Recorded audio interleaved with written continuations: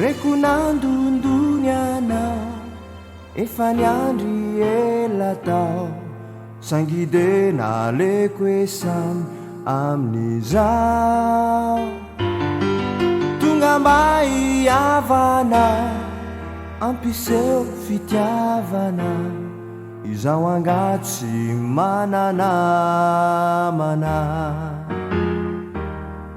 ireo ray mandreniko ireo rehetra ray tampo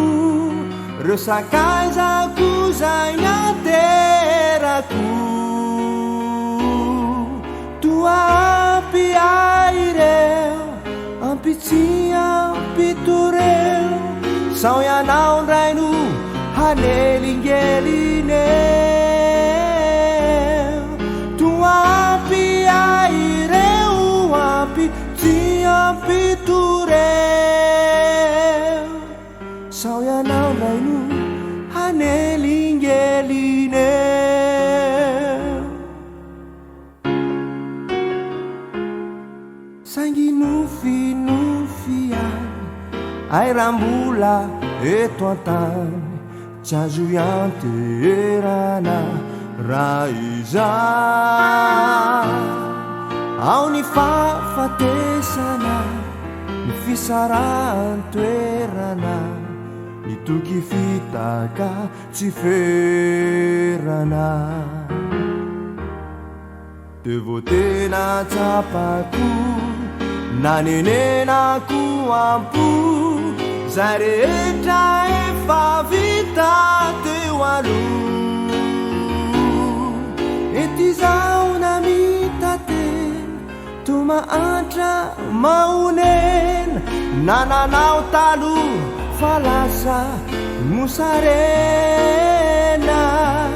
ety zao namitatena to mahantra maonena nananao taloha fa lasa mosarena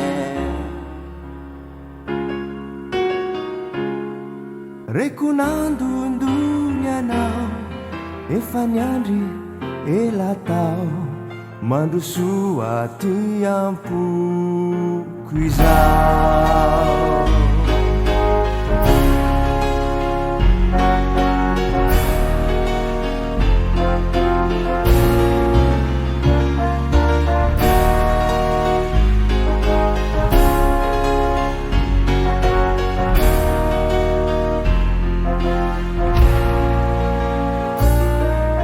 fatoetreto aminao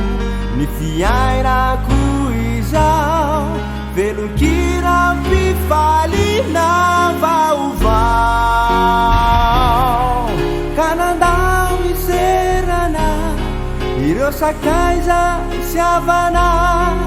ianao jeso no fanaperana nahandao iserana sakaiza siavana ianao jeso no fanaperana